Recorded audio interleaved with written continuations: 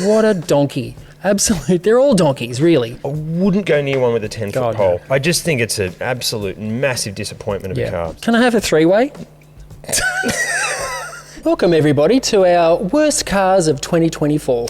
Now, just to clarify, this isn't the worst cars of the whole world. This is just the worst cars of the ones that we reviewed and covered this year. The ones that let us down physically and emotionally. Mentally. Left us feeling empty. The ones that have ruined people's lives financially. The ones that just honestly piss us off. And some we just don't like for no good reason. Really? Well, that's what we get accused of, don't we? Yeah.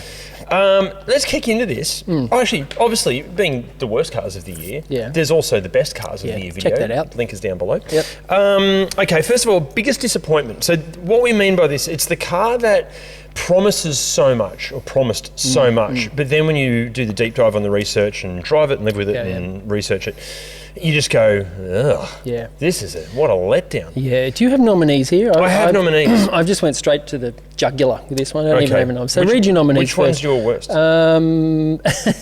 My worst is that one. Okay. So we're going to leave as two winners. Yeah, okay. So two nominees here. Mercedes-Benz GLC. The marketing will lead you to believe that it's a very high quality German-made vehicle. Marketing will lead you there. Just what a letdown. And not just a letdown from a reliability standpoint, the cost of parts, the cost of maintenance, the depreciation. And some people allegedly have terrible experiences with their support network. Yep. But even when you're in it, it just doesn't it doesn't feel like the quality they're trying to sell you. No. Which is quite similar Feels to... like a 2015 Santa Fe. It does actually, yeah, you're right. Which is quite similar to the other nominee, which is the Volvo XC40. Yeah. Another car that you look at it and it's like, it flirts with you. Yeah. It looks hot, and then you get close. You're like, this is nice, and then you get in. You're like, oh yeah, cool, I'm liking this. And then you get into a relationship, and you go, this is a psychopath. Next minute you got an AVO. It's just a mess. It's terrible. So they're the two nominees. But the biggest disappointment, you go first. Well, here's why first. This is one of those cars that's marketed as a best. It's one of their flagship cars, really. Absolutely. And sometimes this brand, by me, gets criticised of being a little bit shit.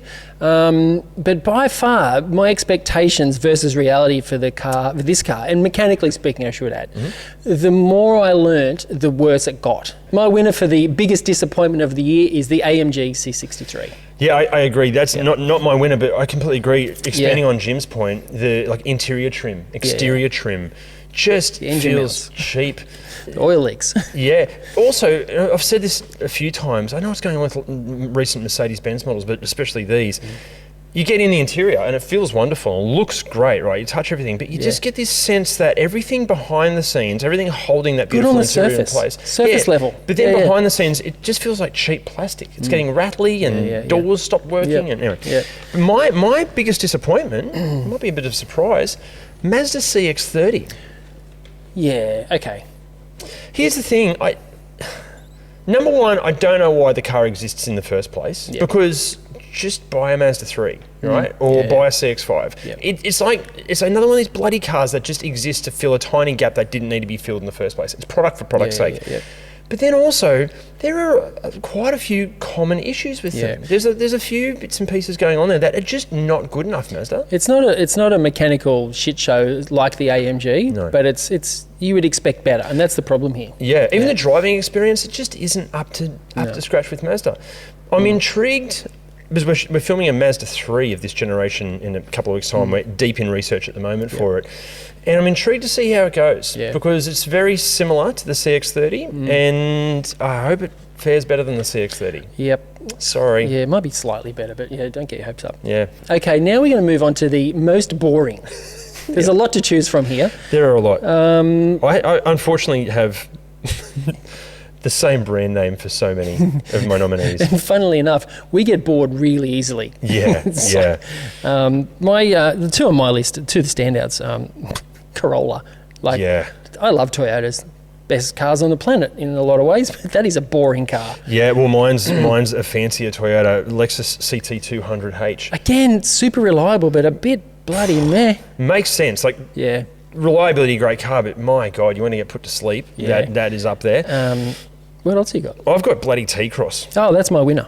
Oh, okay, cool. Yeah, that's my winner. That is the most boring car ever made. Partly because it's a bit like you said about the CX-30. I don't know why it exists. Yeah. It does, but it's bloody boring. Yeah, I agree. There's nothing. No. There's nothing about that car that makes me go, yeah, cool, all right, sweet. My winner is the Camry. I get it. Great Uber. Makes so much sense. Like, super reliable. It's such a great car for those that don't like driving. The thing is, it's not unenjoyable to drive. You know what though? Current shape Camry Yeah. with a little bit of a wheel on it and a little bit of an offset isn't a bad looking thing. Yeah. So it's not as boring. Like, I guess you could say the same for a Corolla. You cannot say that for a T-Cross though. There's nothing you can do to make a T-Cross look good. There are no redeemable. Prove me wrong, someone in the comments, show me somewhere where a T-Cross looks not boring. Yeah.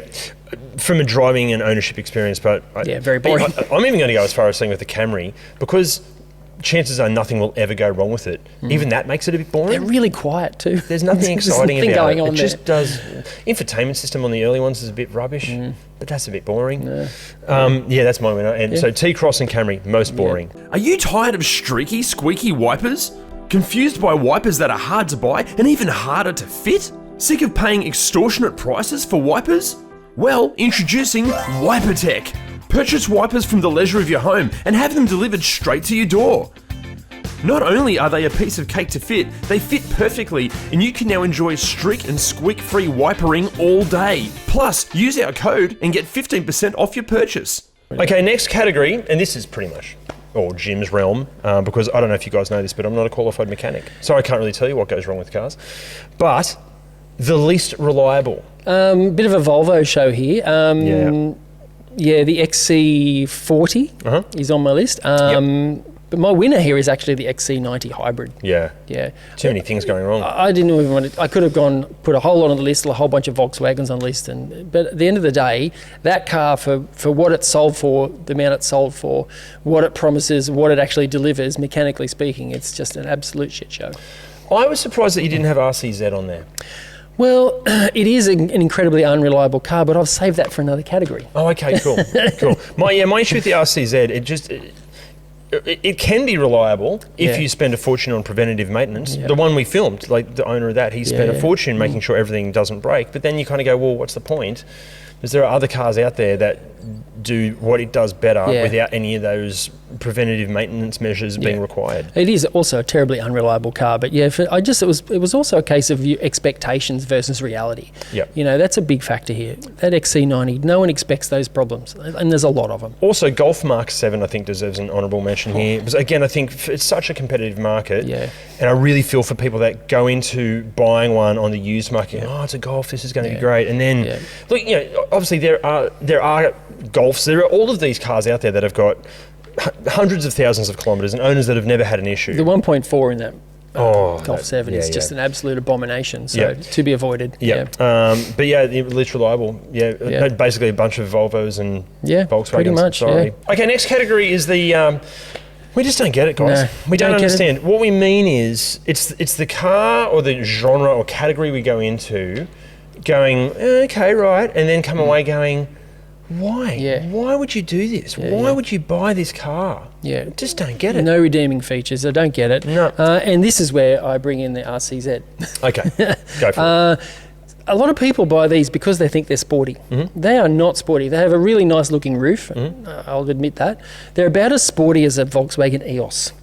I reckon. Not sporty. They're not sporty at all. No. They don't feel sporty to drive. They just feel like a effing death trap, to be honest with you. They're horrible. They have scuttle shake and bits are falling off and they're pissing out oil. No, that's the EOS.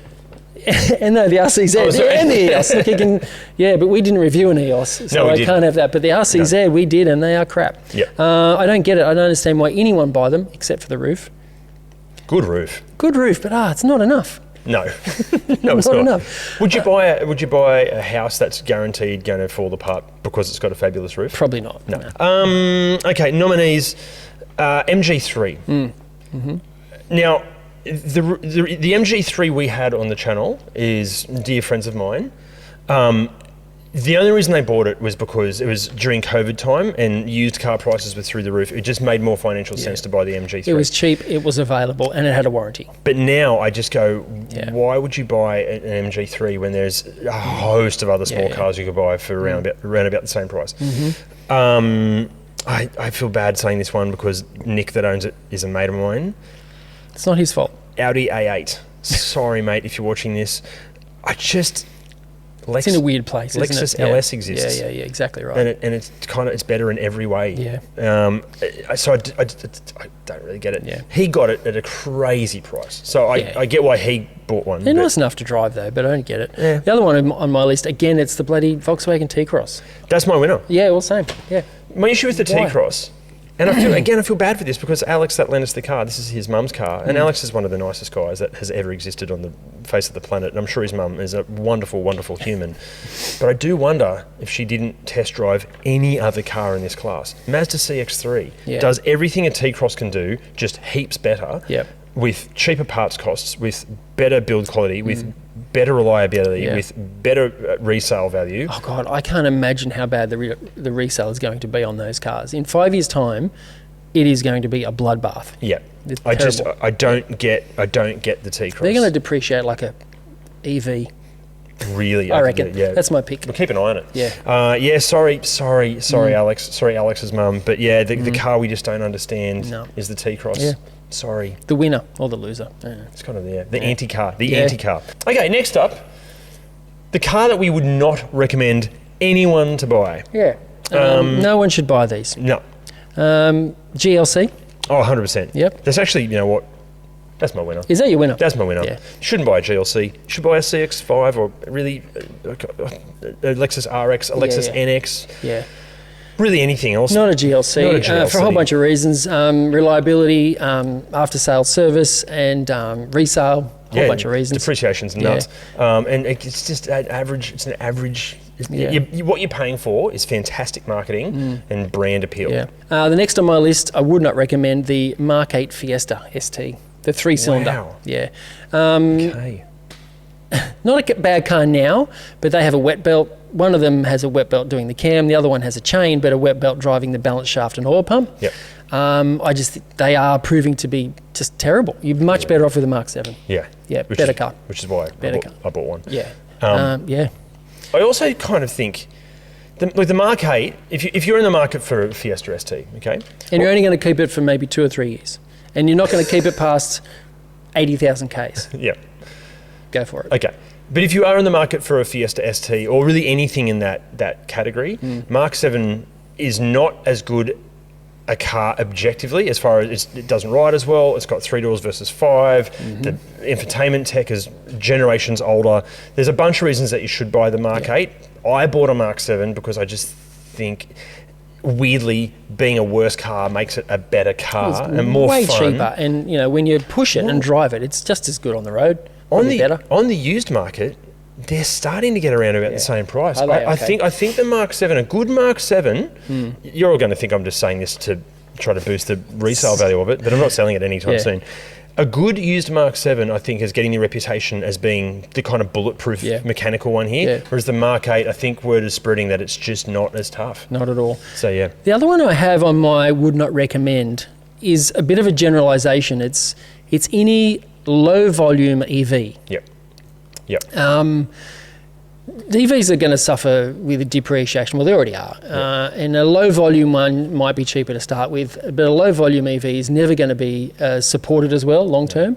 Parts are going to be hard to get, and the price of those will just completely fall out from underneath you. Yeah. Now, if you're a ReDriven fan, you're going to get sick of us saying this because we're trying to push a narrative with EVs because it feels like the media at the moment are pushing this whole bipartisan approach that if you love EVs, you've got to hate ICEs and vice versa. Here's what we're trying to promote. We don't hate EVs.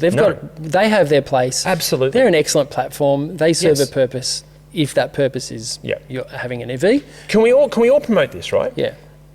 EVs are just another propulsion source. You've got the choice of petrol, diesel, plug-in hybrid, normal hybrid, EV. We're going to have hydrogen. We're going to have synthetic fuels. There's probably other versions of it coming. It's great for consumers because we have choice, right? Choice. I've tried to live with a bunch of different EVs, and my lifestyle with where I live, I can't charge at home. I generally work from home, so I can't charge the bloody car. For me personally, an EV is a massive inconvenience. But for many of my friends that own EVs that can charge at home from the solar panels on their roof, and they can charge at work from the solar panels on the roof, an EV makes complete sense. There is no right or wrong here. No. So get off your high horse yelling at people going, oh, EVs suck, or ICE cars suck. No, neither of them suck. They're all good. Let's just all get on. Yeah, just this whole thing about going, EV's not the future. No, it's all the future, but it's also not going to be this electric car utopia. That's just not going to happen. And that's a good thing because we get to choose. Sorry to rant, but you can be done now. It's fine. I'm sorry. They get it. It's like dual cab ute people. It's like, Navara's better than Hilux. That's all but bullshit. They all know all dual cabs are shit. All dual cab that's utes, a story for another day. All dual cab utes are good and they're all shit. One isn't better than the other. Sorry, I should have a drink of water. That's fine. Low volume, anything is good to stay away from. Any manufacturer that's a low volume, a poorly selling car is going to be a mistake in the long term. But couple that up with EVs that are suffering for a bunch of reasons, I think it's a bad idea to buy one. The other one I have on the do not recommend list is Range Rover.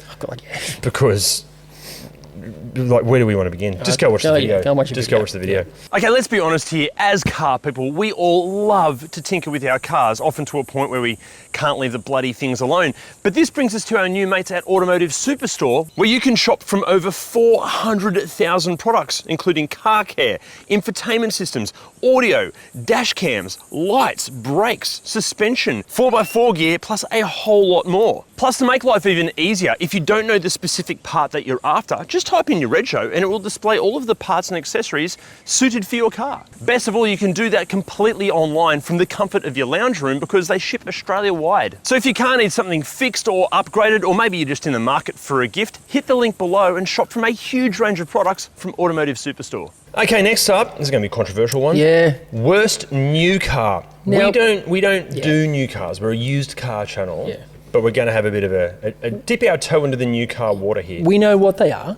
We read about them. Occasionally we drive them. And we have an opinion. We do. Yeah. I'm going to say it here. There are so many worst new cars for me. So many of the things coming out just do absolutely nothing for me. Yeah. It's just kind of become this homogenous blob of vehicles coming out that all kind of look the same. This sort of crossover sector where they're all four-door wagons and they're all plug-in hybrids or ICE and they're all the same freaking car and they're just horrible. My first denomination is the new Mini Countryman. Like, okay, Mini... At least it looks different. No, this is my issue because, it looks different from the previous one. Yeah, but it looks different from all the other blobs. It's like... No, see, I disagree. I reckon this is my issue with it. Well, it's quite distinctive, but they're not round like a Mini anymore. But this is the thing. I think the old Mini Countrymans used to look quite unique. They looked like a Mini, whereas now I feel like it's looking like every other SUV. Yeah. There's nothing about it that makes you go, oh, wow, that looks funky. Yeah, it's no longer leaning into the nostalgic, that is a Mini-looking car. It just looks like another blob on four wheels. Weirdly, I had my worst new car is the BMW X2. Weirdly, shares the same platform as the Countryman. Yep. Just a blandomatic car. Yeah. And just I lived with one for a little bit, the iX2. Just meh. Yeah.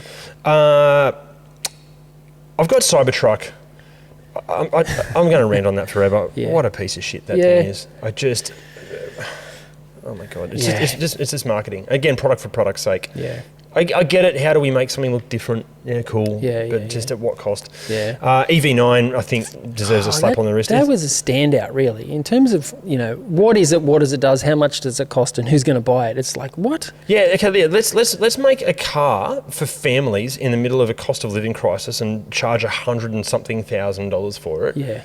Yeah, no. My winner button, worst new car of the year, the new C63. Yeah. Jesus, didn't they miss the bloody mark here? What do you want from a C63? You want some theatre, you want some muscle, you want and let's get rid of all that. Yep. Let's make it faster than the speed of sound. Yeah. Which you can't use anywhere unless you're on an autobahn. But also make it soulless at the same time. Let's make it so heavy that if you take it to a track, you're going to burn through tyres and brakes at a rate of knots. Let's make it eye-wateringly expensive. Yep. Let's make it so complex that the minute it's out of warranty, everything's going to go wrong with it. The minute that car's out of warranty, it will be the depreciation on that car is going to be insane. They have missed the mark there. I haven't personally driven it, but I've got plenty of mates that have, and all of them have come back just going, super fast. But to get that thing to a point dynamically where you can really get into it, you have to be on a racetrack. Yeah, you cannot do that on public roads. Yeah. And if you're going to take it to a racetrack, as I just said, it weighs more than the moon. Yeah. So you're going to destroy brakes and tyres. Yeah. Look, my other sort of rant here about worst new car is this almost should have been in the category of least recommended cars. Okay. Because I'm going to say, I was going to looking at a few new Jeeps and tell people do not buy a Jeep, worst car of the year, blah, blah, blah. But I've sort of broadened it to any Stellantis product at the moment.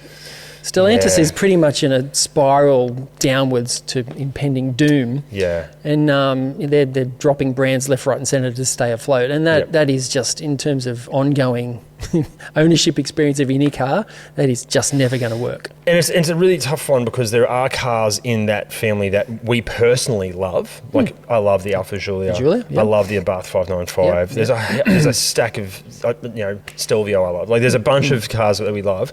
But for general consumers, just don't go there. There are some pretty full-on rumours. I'm not going to say them, but there are some pretty full-on rumours flying around the Aussie car industry at the moment regarding Jeep and future in Australia. Yeah. So it's very bleak. Yeah, I'd be very, very cautious. Caution, yeah. Yep. Let's get into the big one. Yeah. Our personal worst car of the year here. I've got three on my list. Okay. And I don't know if everyone. I've got that one, and I've got that one, and I've got that one.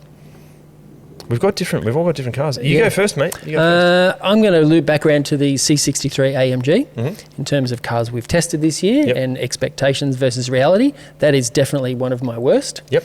The XC90 for all the reasons I spoke about a minute ago. The XC90 hybrid, and I'm going to come back to that bloody RCZ. What a donkey! Absolute. They're all donkeys, really. Is that your winner, RCZ? Can I have a three-way? Equal losers, I meant. Oh, sorry. Yeah, of course. Well, I'm having it. I make up the rules, whatever. It's our channel. I can do whatever I want. You're going to go all three? All three of them are just absolute shit. They're my worst. I have to pick. I can't pick one. They're all that bad.